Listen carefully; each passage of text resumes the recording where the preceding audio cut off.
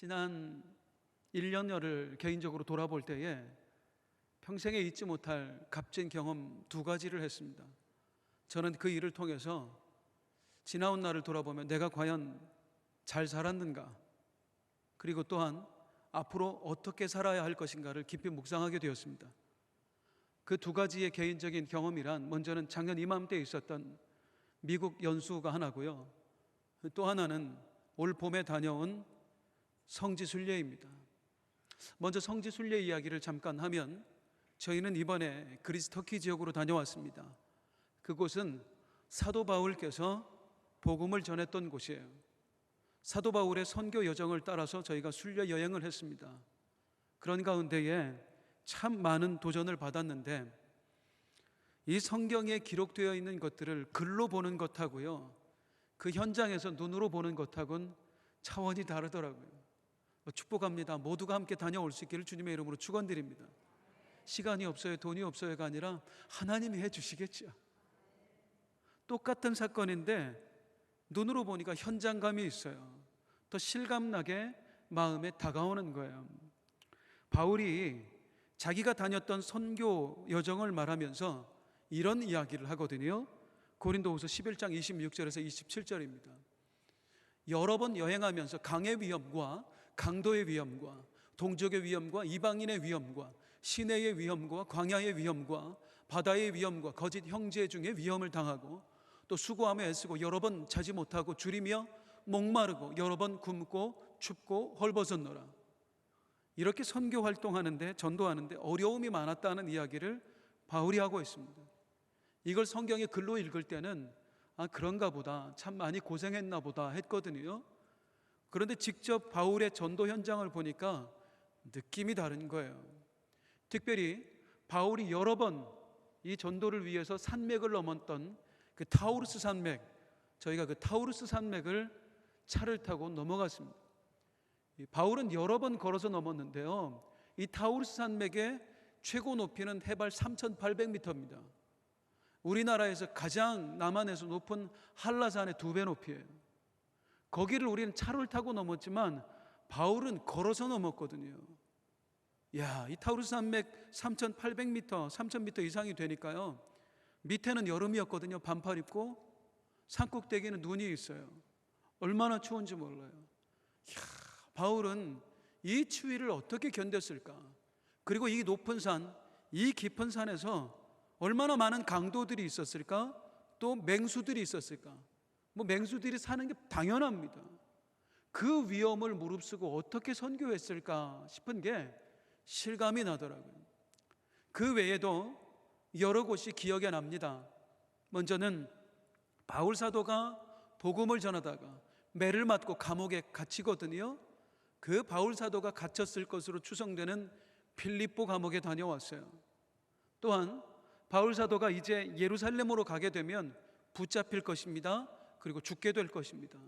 그럴 줄 뻔히 알면서도 바울은 오히려 오직 복음을 전하겠다고 그곳을 향해 가요.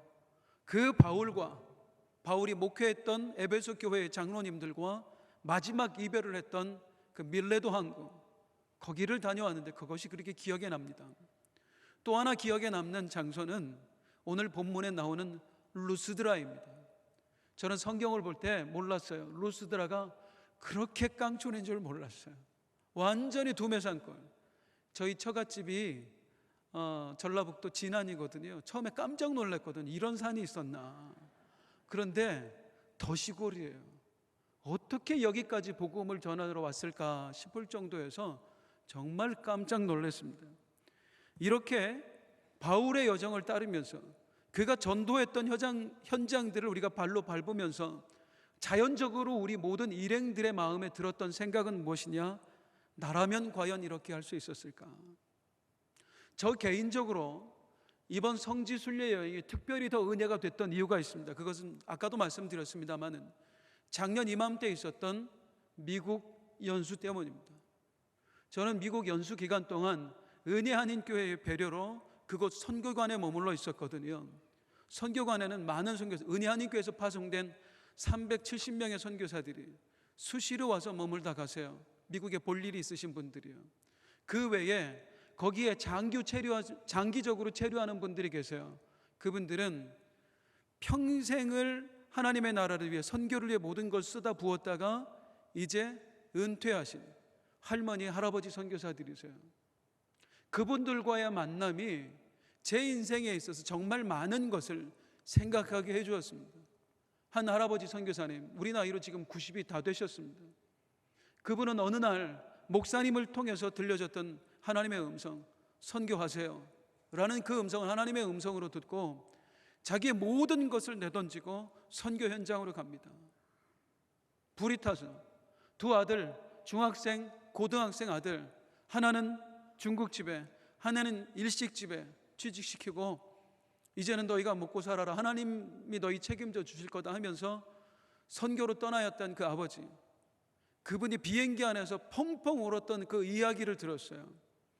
한 또 80이 넘으신 노부부 선교사님, 이분들은 1세대 이민자로서 그래도 한인사회에서 제법 성공하신 분들이었습니다. 사회적으로요. 한인회 회장을 했으니까 꽤 성공한 사람들이죠. 그들 역시 어느 날 하나님의 음성 앞에, 하나님의 충동 앞에 자기가 이루었던 모든 부와 명예를 다 내던지고 빈털터리가 되어서 오지로 떠납니다. 그 오지에서 평생을 사시다가 이제 은퇴하셔서 그곳에 와서 머물러 계신 거였어요. 또한 할머니 선교사님, 이분은 러시아, 얼마나 추워요. 그 러시아에도 가장 추운 시베리아 최북단, 러시아에서도 가장 추운 곳, 그곳에서 20년을 넘게 사역하신 할머니 선교사님이세요. 얼마나 추웠던지 온몸에 한기가 드셨어요. 그래서 날마다 몸이 떨리는 거예요. 그 한기가 빠져나가질 않아서.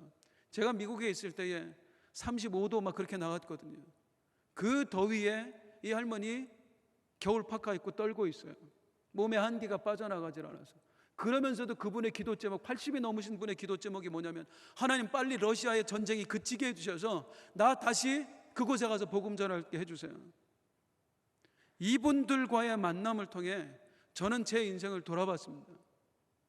만약에 그분들과의 만남이 없이 제가 이번 성지순례를 다녀왔더라면 바울의 선교 여정을 보고도 저는 이렇게 생각했을 것 같아요. 바울이니까, 바울은 참 대단한 사람이야. 그런데 지난 미국에서의 경험이 그런 생각을 할 수 없게 만들었어요. 왜냐하면 이 시대에도 이미 바울처럼 살고 계신 분들을 두 눈으로 똑똑히 목격했거든요. 그러면서 드는 생각은 뭐냐면, 그냥 바울만의 이야기가 아니라, 네네 주여, 내가 어떻게 하면 바울처럼 살 수 있을까요? 나는 왜 바울과 같은 열정이 없을까요? 그렇게 고백할 수밖에 없었어요. 사랑하는 성도님들, 오늘은 우리 교회 전도인 거리 전도 축제가 있는 날입니다. 저는 이 날을 맞아서 우리 성도님들에게 전도에 관한 말씀을 드릴 것입니다. 특별히 우리 바울 사도의 이야기를 할 것입니다. 이 말씀이 우리 각자에게, 어떤 분에게는 그래 뭐 바울이니까 그랬겠지 할 수도 있고, 또 어떤 분들은 주여 나도 바울처럼 살게 해주십시오가 될 수도 있습니다. 어떤 마음으로 오늘 말씀을 들으시겠습니까? 지난 2주간 우리는 어린이 주일과 그리고 어버이 주일을 지나면서 많은 말씀들을 들었습니다. 그 중에 우리가 가장 많이 들었고 그리고 또 가장 많이 했던 단어가 이것입니다. 믿음의 유산. 그 믿음의 유산이라는 말 앞에 우리는 하나님 앞에 이렇게 결단했습니다. 주여, 내 자식에게 최고의 것을 물려주는 부모가 되겠습니다. 내 자식에게 무엇을 물려줄 것인가? 이거 정말 중요한 질문입니다. 그런데 이것보다 훨씬 더 중요한 질문이 있습니다. 내가 주님 앞에 무엇을 가지고 갈 것인가입니다. 우리 모두는 언젠가 반드시 주님 앞에 서게 될 것입니다.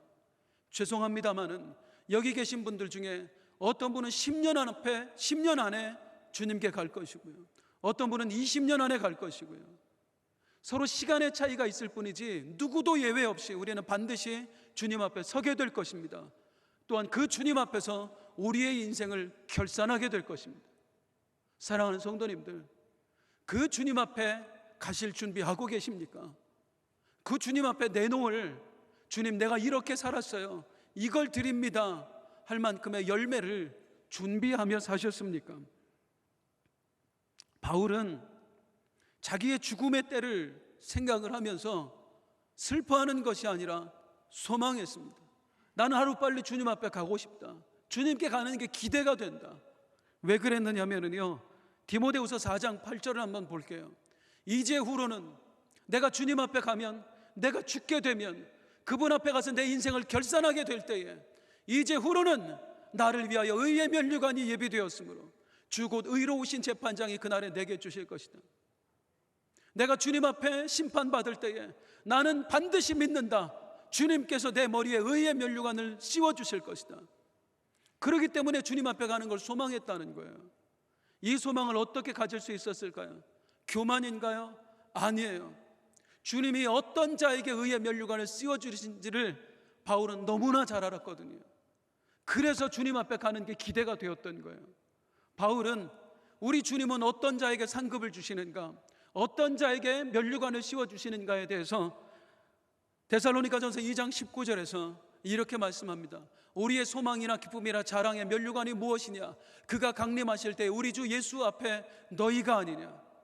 바울은 이 말을 누구한테 하고 있느냐면, 내가 전한 복음을 듣고 예수 믿게 된 사람들, 내 복음의 열매들, 그들 앞에 바울이 하는 이야기가 무엇이냐면, 내가 장차 주님 앞에 갔을 때에 너희가 내 면류관이 될 것이다. 내 복음을 듣고 예수를 믿게 된 사람들, 구원받은 사람들, 너희 때문에 우리 하나님께서 반드시 내 머리에 면류관을 씌워주실 것이다.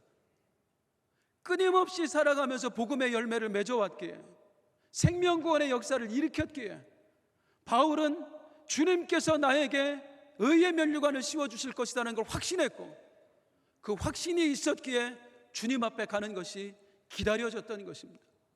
사랑하는 성도님들, 다시 한번 묻겠습니다. 우리 모두는 주님 앞에 가게 될 것입니다. 그분 앞에서 우리의 인생을 결산하게 될 것입니다. 주님 앞에 내놓을 열매들을 충분히 쌓아 놓으셨는지, 오늘 말씀을 듣는 중에 우리에게 이런 소망이 있었으면 좋겠어요.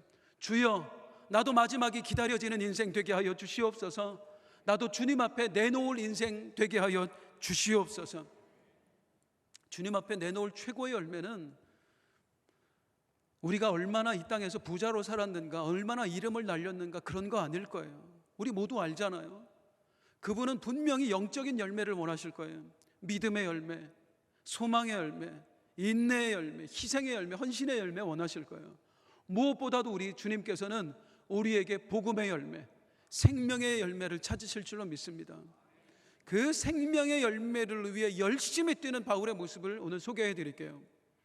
바울이 열심히 전도하는 중에 루스드라라는 곳에 가게 됩니다. 아까도 말씀드렸지만 이 루스드라는 진짜 시골이에요. 강원도도 이런 시골이 없어요. 어떻게 이런 곳까지 와서 복음을 전했을까 싶을 정도로 시골이에요. 그 시골에 가서 이제 바울이 복음을 전하는데 너무 시골이다 보니까 문제가 생겼습니다. 바울은 본래 이렇게 다니다 보면 어디 가서 복음을 전하냐면 유대인들의 회당에 가서 전해요.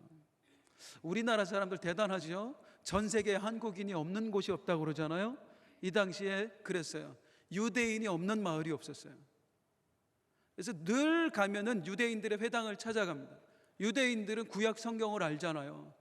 그들에게 구약에 예언된 메시아가 바로 예수님이다, 이렇게 복음을 전해서 사람들로 하여금 예수님을 영접하게 했어요. 루스드라에 갔더니 유대인의 회당이 없는 거예요. 왜 없을까요? 유대인이 한 명도 없는 거예요. 유대인이 왜 없어요? 너무 시골이어서. 그래서 난감한 겁니다. 어떻게 복음을 전할까? 근데 여기서 하나님의 역사합니다. 믿으시기 바랍니다. 생명구원의 역사의 주체는 하나님이십니다. 내가 하려고 하니까 안 되는 거예요. 결국에는 하나님이 하시는 거예요. 열심히 하고 싶어도 방법이 없는 이때에 하나님께서 역사하셔요. 바울의 눈에 누가 띄냐면 나면서부터 못 걷는 사람이 눈에 띄어요. 바울의 마음에 하나님께서 감동 주십니다. 저 사람에게 기도하면 나을 것이다. 바울이 그에게 찾아가 기도했더니 하나님의 능력이 임했어요. 못 걷는 사람이 일어나 걷게 되었어요. 이 시골 마을에 난리가 난 거예요. 그때 사람들이 뭐라고 했냐면 신이 나타났다 이거. 신, 살아있는 신이 직접 찾아왔다 이거야. 제우스가 왔다, 헤르메스가 났다. 그리스 신화에 나오는 신들이거든요. 그 바울이 얘기해요. 말도 안 되는 소리 하지 말라고. 우리는 제우스가 아닙니다. 우리는 헤르메스가 아닙니다. 이분을 고치신 분은 하나님이십니다. 하나님이 역사하세요. 하나님을 전할 수 있는 기회를 주시는 거예요. 그리고 하나님의 복음을 쭉 전했더니 그 순박한 시골 사람들이 예수님을 영접하게 돼요. 수많은 복음의 열매가 맺혀요. 이때 문제가 생깁니다. 복음의 역사에, 전도의 현장에는 항상 마귀의 방해가 있습니다. 굴하지 말아야 돼요. 바울이 열심히 그 시골 사람들에게 복음 전해서 예수 믿고 있는데, 바울이 지나왔던 곳들, 비시디아 안디옥, 이고니온, 거기서 일단의 유대인의 무리들이 이 시골 마을까지 쫓아온 거예요. 바울을 죽이겠다고.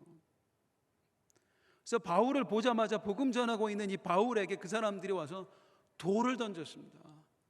그 돌에 맞아서요, 바울이 숨이 멎어버립니다. 죽어버리는 거예요. 그래서 완전히 바울이 숨을 쉬지 않으니까 이 시신을 그들이 갖다가 밖에다 내던져 버려요. 숨 쉬지 않는 이 바울을 두고 방금 전까지 예수 믿겠다고 예수 영접했던 사람들이 삥 둘러서 있는 거예요. 무슨 생각이 들었겠어요?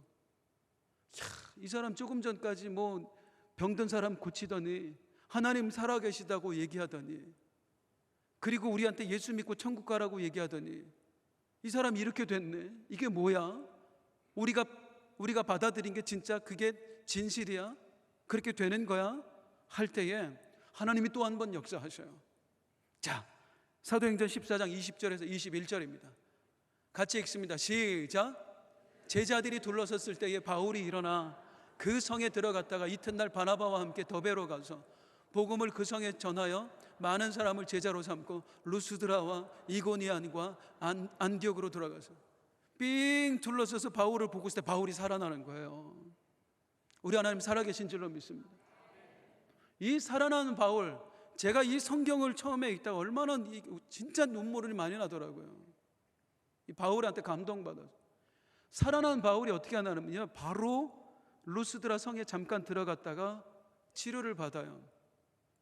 어제 우리 삼난전도의 어르신들이 북한산 다녀오셨거든요. 잘 다녀오셨죠, 권사님? 온몸이 쑤시죠? 죽을 것 같죠, 지금? 우리가 산만 잠깐 타도요, 힘들어요. 하루 운동만 좀 고되게 해도 그 다음날 일어나기도 어려워요. 바울은 지금 어떤 상황이냐면 돌에 맞아서 죽었던 상황입니다. 부러지지 않았을까요? 온몸에 피가 안 났겠어요? 여기저기 붕대 감았을 거예요. 그런 상황에서 바울이 아침에 일어나자마자 뭐 하냐면 또 복음 전하겠다고 간 거예요. 이 모습을 보면서 눈물이 나더라고요. 어떻게 사람이 이럴 수 있을까? 어떻게 이럴 수 있을까? 저는 이거 성경을 보다가 성경 지도를 이렇게 펴봤는데, 처음에 저는 이 성경 지도만 보고 이 루스드라에서 더베가 가까운 거리인 줄 알았어요. 바로 옆에 붙어 있거든요. 이번에 성지순례 가서 알았어요. 루스드라에서 저희가 더베까지 차로 몇 시간을 가더라고요. 그 당시 걸어 다녔지 않습니까? 산길이잖아요. 차로 몇 시간 가는 산길을 바울은 걸어갔으니 몇 날 며칠을 걸어야 했던 거예요. 어떤 몸? 죽었던 몸을 가지고요. 온몸에 피투성이 붕대 감고 있는 몸으로 쩔뚝쩔뚝 걸어서 더베까지 가서 거기서 또 복음을 전한 거예요. 여기서 그친 게 아니라, 우리가 조금 전에 성경 읽었습니다만 바울은 다시 되돌아옵니다. 어디로? 루스드라로. 자기가 돌에 맞아 죽었던 곳으로 돌아가요. 그리고 또 되짚어 갑니다. 이고니온으로 가요. 비시디아 안디옥으로 가요. 나를 죽이러 왔던 사람들이 있는 곳이에요. 처음엔 이거 성경 보다가 야, 참 바울 독한 사람이다 했거든요. 아니에요. 바울이 왜 되짚어 가지요? 그 이유가 성경에 나옵니다. 사도행전 14장 22절 23절 우리 같이 한번 읽어볼게요. 죽을 줄 알면서도 바울이 자기를 죽일 사람들이 있는 곳으로 되돌아갔던 이유. 시작. 제자들의 마음을 굳게 하여 이 믿음에 머물러 있으라 권하고, 또 우리가 하나님의 나라에 들어가려면 많은 환난을 겪어야 할 것이라 하고, 각 교회에서 장로들을 택하여 금식 기도하며 그들이 믿는 주께 그들을 위탁. 왜 가냐면 바울이 걱정이 되는 거예요. 뭐가 걱정이 되냐면, 저들이 이렇게 나한테 돌을 던져서 나를 죽일 정도면 그 이고니온의 루스드라에 그리고 비시디아 안디옥에 내 복음을 듣고 이제 처음 예수 믿게 된 사람들, 초신자들, 그들은 얼마나 핍박당하고 있을 것인가. 그런데 걱정이 되는 건 뭐냐면 이제 그들이 막 예수 믿고 구원받았는데 그 핍박 앞에 굴에서 예수 믿는 걸 포기하고 다시 세상으로 돌아갈까 봐, 구원의 대열에서 이탈하게 될까 봐, 그게 염려가 돼서 견딜 수가 없는 거예요. 그래서 찾아갑니다. 사람들에게 말하는 거예요. 그들이 나 죽었다고 얘기했죠? 아니요, 나 안 죽었어요. 여기 살아있습니다. 우리 하나님 정말로 살아계신 하나님이에요, 여러분. 그러니까 믿으세요. 지금 핍박 있지만 살아계신 하나님이 우리를 붙들고 계십니다. 그리고 이 핍박을 견뎌내면 우리에게 천국이 반드시 주어질 것입니다. 그러니 끝까지 믿으세요. 끝까지 견뎌내세요. 승리하는 자가 되세요. 그 영혼들 죽을까 봐 살리고 싶어서, 그래서 바울이 목숨을 걸고 자기를 죽이려고 했던 사람들에게 되돌아간 겁니다. 이게 루스드라예요. 이 루스드라에 가니까 굴을 파서 만든 조그만 예배당이 있더라고요. 그 안에 우리 성지순례 여행팀이 함께 들어가서 같이 말씀 나누고 찬송하고 기도하고 얼마나 눈물이 나던지요. 그 안에서 우리 모두에게 같이 들었다는 생각이 뭐냐면, 바울은 어떻게 이럴 수 있었을까? 어떻게 이럴 수 있었을까?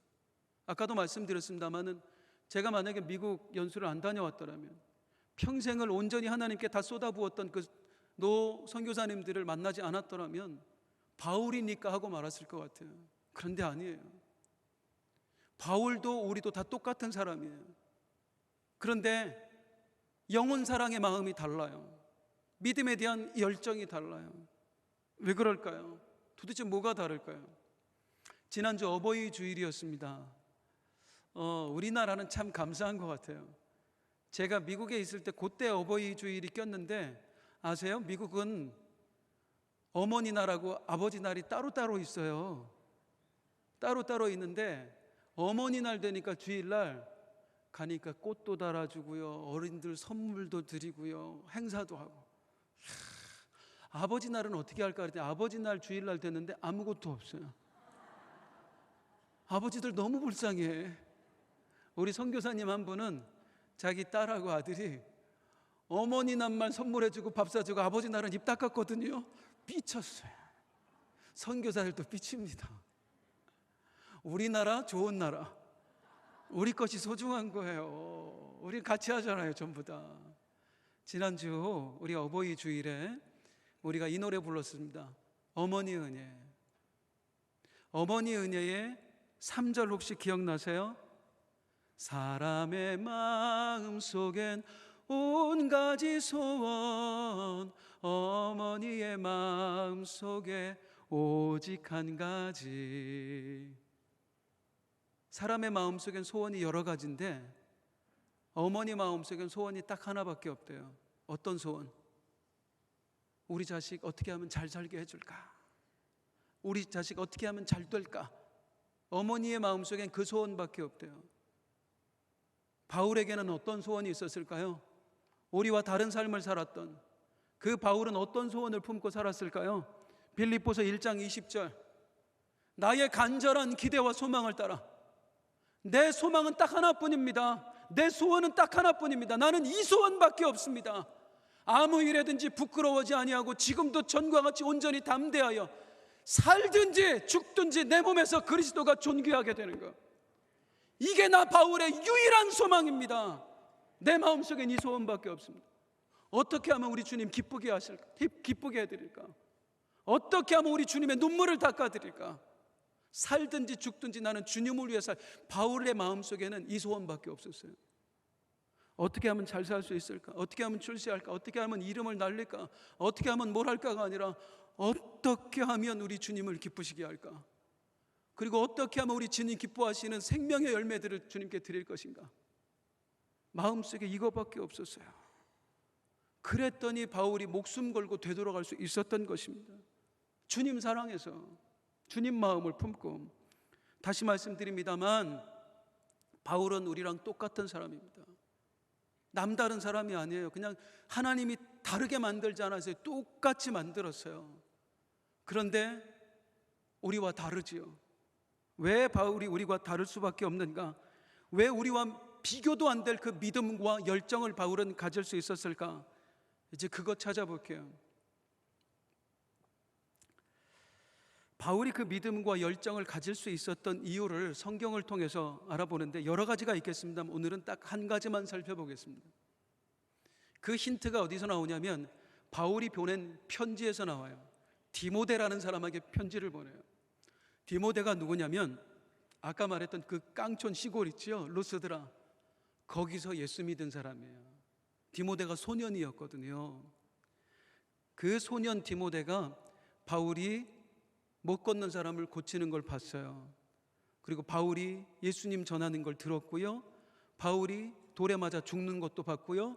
다시 살아나는 것도 봤고요. 그 바울이 다시 복음 전하겠다고 돌아오는 것도 다 봤어요. 그걸 보고 예수 믿게 된 소년이 디모데예요. 이 디모데를 바울이 자기의 제자를 삼습니다. 또 양자로 삼습니다. 이 디모데가 바울처럼 자신도 예수님 목숨 걸고 전하는 사람이 돼요. 근데 디모데에게 엄청난 핍박이 있는 거예요. 예수님 전하는 게 너무너무 힘들어진 거예요. 그 이야기를 듣고 바울이 디모데에게 보낸 편지, 그게 디모데 전후서입니다. 디모데 후서를 한번 볼게요. 3장 11절입니다. 늘 바울은 디모데한테 내 아들아 그랬거든요. 내 아들아, 네가 박해를 받음과 고난과 또한 안디옥과 이고니온과 루스드라에서 당한 일과 어떠한 박해를 받은 것을 네가 과연 보고 알았거니와 주께서 이 모든 것 가운데서 나를 건지셨느니라. 디모데야, 힘들지? 예수님 전하는 일 너무 고통스럽지? 그러면서 바울이 뭐냐면 너 루스드라에 있을 때 봤잖아. 그때 박해를 받았잖아. 내가 그때 어떤 마음으로 그 루스드라에서의 그 박해를 이겨냈는 줄 아니? 알려줄 테니까 너도 이 마음 붙들고 이겨내라. 그게 디모데 후서 3장에 나오는. 바울은 어떤 마음으로 그런 열정을 가질 수 있었는가? 디모데 후서 3장 14절입니다. 같이 읽습니다. 시작. 그러나 너는 배우고 확신한 일에 거하라. 배우고 확신한 일에 거하라. 따라하겠습니다. 배우고 확신한 일에 거하라. 이게 바울이 남다른 믿음을 가질 수 있었던, 열정을 가질 수 있었던 비결입니다. 배우고 확신한 일에 거하는 것. 이게 무슨 뜻인지를 이제 설명드릴게요. 배우고 확신한 일은 다른 걸 말하는 게 아니라 복음을 확신하는 걸 말해요. 복음을 확신하는 것. 복음을 확신하고 그 복음 안에 거해라. 이게 배우고 확신하는 일에 거하라는 뜻이에요. 복음을 확신하고 복음 안에 거한다는 게 무슨 뜻인지. 먼저 복음이 무엇입니까? 복음의 내용이 어떤 거예요? 복음의 내용을 아주 간추려서 세 가지로 세 가지 단어로 설명하면 이렇게 말할 수가 있습니다. 창조, 타락, 구속, 구원입니다. 한번 따라 하시겠습니다. 창조, 타락, 구속. 이게 복음의 핵심입니다. 하나님께서 세상을 창조하셨습니다. 사람을 지으셨습니다. 타락, 하나님께 지음받은 사람이 하나님을 배신했습니다. 죄인이 되었습니다. 이 죄인은 멸망, 지옥에 가는 존재가 되었습니다. 구속, 하나님이 세상을 이처럼 사랑하사 그를 불쌍히 여기셨습니다. 구원을 작정하셨습니다. 당신의 아들 예수님을 세상에 보내셨습니다. 예수님께서 사람의 죄를 지고 십자가에서 죽으셨습니다. 3일 만에 부활하셨습니다. 하늘로 오르셨습니다. 그리고 약속을 주셨습니다. 주 예수를 믿으라. 그리하면 너와 내 집이 구원을 얻으리라. 마지막 때 주님께서 다시 오실 때에 이것을 믿는 사람만이 구원을 받습니다. 그리고 천국에서 영원히 살게 됩니다. 이게 복음의 핵심입니다. 한번 따라할게요. 창조, 타락, 구속. 하나님이 창조하셨고요. 창조주 하나님을 사람이 배신해서 지옥 갈 백성이 되었고요. 예수 그리스도가 구원의 길을 열어주셔서 예수님을 영접하는 사람만이 천국에 갈 수 있습니다. 이게 복음의 내용입니다. 배우고 확신한 일에 거하라는 것은 뭐냐면 이 복음의 내용을 확신하고 그 안에 거하며 살아라. 이걸 쉽게 표현하면 이렇게 제가 표현해 드릴게요. 복음의 안경을 쓰고 살아라. 복음의 안경 쓰고. 사람이 어떤 안경을 쓰느냐에 따라서 똑같은 걸 보더라도 전혀 다르게 보여요. 저희 아까 우리 처갓집이 시골이라고 얘기했는데 진짜 시골이에요. 전라북도 진안, 진짜 시골이에요. 무진장이라고 알려진 그 시골입니다. 근데 드디어 그 시골을 벗어나서 이사를 가셨어요. 전라북도 무주구천동에 있는 깡촌을 벗어나서 또 깡촌으로 가셨어요. 이제 어느 날 제 아내하고 함께 이제 처갓집에 인사드리러 가는 겁니다. 차를 타고 이제 가는데 무주를 가다 보면 이게 덕유산 지나서 가거든요. 와, 그때 가을이었는데 깜짝 놀랐어요. 저는 세상에 태어나서 그렇게 이쁜 단풍은 본 적이 없어요. 와, 여보, 여기 너무 이쁘다. 옆에서 우리 아내가 정말 이쁘네요. 또 야, 이 단풍 진짜 이쁘다. 진짜 이쁘네요. 꼭 한번 가보세요, 여러분. 제가 계속 얘기해서 너무너무 이쁘다. 그랬더니 우리 아내가 솔직히 그 정도는 아닌 것 같다고. 무슨 말을 하냐, 이렇게 이쁜 단풍을 보고도 어떻게 그런 말을 하냐 그랬더니 별로 아닌 것 같다, 솔직히. 그때 알았어요. 세상에 제가 선글라스를 쓰고 있더라고요. 이 밤색 선글라스 있지요. 그거 쓰고 봤더니 단풍이 그렇게 예쁠 수가 없어. 울긋불긋. 세상에 단풍 보러 캐나다 가실 필요 없어요. 그냥 선글라스 쓰고 호수공원 가세요. 이야, 이 안경 벗었더니 실제가 드러나. 그렇게까지 이쁘진 않았어요. 같은 건데 뭘 쓰고 보느냐에 따라서 전혀 다르게 보이는 거 있지요. 배우고 확신한 일에 거하라. 복음의 확신을 가지고 복음의 안경을 쓰고 세상을 봐라. 복음의 안경을 쓰고 사물을 보면, 복음의 안경을 쓰고 사람을 보면 어떻게 보일까요? 무엇이 보일까요? 야, 저 사람 잘생겼네. 저 사람 참 성공한 사람이야. 이게 보일까요? 아니요. 복음의 안경을 쓰고 딱 사람을 보는 순간 뭐가 보이냐면 저 사람 구원받은 사람인가 아닌가? 저 사람 지옥 갈 사람인가 천국 갈 사람인가? 저 사람에게 가장 필요한 것이 무엇일까? 전혀 다른 게 보여진다는 것입니다. 바울은 배우고 확신한 일에 거하라. 그 복음의 안경을 쓰고 살았던 사람이에요. 그러니까 다른 사람들이 보는 것과 전혀 다른 걸 보는 거예요. 이 복음의 안경을 쓰고 살았던 그 바울이 하는 고백이 있는데, 바울이 복음을 전하다가 감옥에 갇힙니다. 매를 맞아요. 그리고 자기를 조롱하는 사람들에게 바울이 하는 이야기가 있습니다. 사도행전 26장 29절에 보면 바울이 이르되 말이 적으나 많으나 당신뿐만 아니라 오늘 내 말을 듣는 모든 사람도 다 이렇게 결박된 것 외에는, 묶인 것 외에는 나와 같이 되기를 원합니다. 나 좀 닮으세요. 지금 바울은 죄수 신분이거든요. 감옥에 갇혀 있거든요. 매를 맞는 사람이란 말이에요. 그런데 저들은 지금 나를 조롱하고 있어요. 오히려 세상에서 출세한 사람들이에요. 총독도 있고요. 그들을 향해 바울이 하는 말이, 바울의 눈에는 그들이 어떻게 보이냐면 내가 비참하고 저들이 나보다 훨씬 더 잘 나가는 사람, 좋아 보이는 사람으로 보이는 게 아니라 그들이 불쌍해 보이는 거예요. 그들이. 그리고 나는 영광 안에 거하는 것 같은 거예요. 복음의 안경을 쓰고 보니까 하나님의 창조를 믿고 천국을 믿고 지옥을 믿는 입장에서 나를 보고 상대방을 보니까 내가 복받은 인생이고 상대방이 불쌍한 인생이더라, 이겁니다. 이 마음을 가지고 사니까 바울은 루스드라로 돌아가지 않을 수가 없었던 거예요. 영혼들이 보였거든요. 사랑하는 성도님들, 무엇을 쓰고 어떤 안경을 쓰고 세상을 살아가느냐 하는 건 너무나 중요합니다. 우리는 복음의 안경을 쓰고 세상을 바라봐야 됩니다. 그래야 비로소 진짜가 보여요. 진짜가 보여요.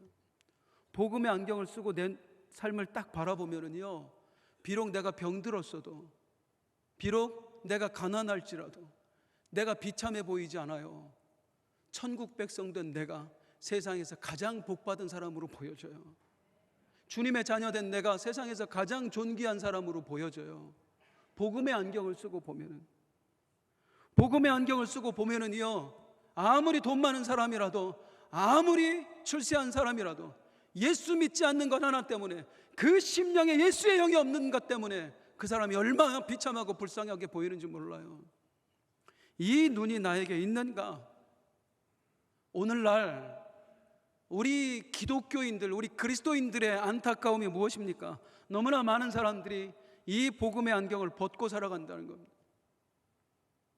천국이 있고 지옥이 있다, 이 사실을 잊어버리고 살아간다는 거예요. 복음의 색깔이 흐려져 버렸어요. 제가 정말 안타까운 게 뭐냐면, 통탄할 일이 무엇이냐면, 복음주의 신학자들, 정말 유명한 신학자들 중에 지옥 교리를 안 믿는 사람들이 아주 많습니다. 그 사람들의 책을 읽고 그 사람들의 강의를 들은 신학생들이 목사가 되면은요, 지옥 안 믿어요. 그러니까 이 강단에서 지옥을 얘기하지 않아요. 천국도 얘기하지 않아요. 그냥 어떻게 예수 잘 믿고 우리 성화됩시다, 요 얘기밖에 안 하는 거예요. 그들이 왜 지옥 교리를 거부하죠? 이치에 안 맞다는 거예요. 그 사랑이 많으신 하나님께서 어찌 지옥을 만드셨겠는가? 이치에 안 맞았다는 거예요. 사랑하는 여러분, 분명히 믿으시기 바랍니다. 우리는 이치를 믿는 게 아니라 하나님의 말씀을 믿는 것입니다. 하나님의 말씀에 있다고 하면 있는 것이고, 하나님의 말씀에 없다고 하면 없는 거예요. 천국이 있다고 하나님이 말씀하고 있어요. 지옥이 있다고 말씀하고 있어요.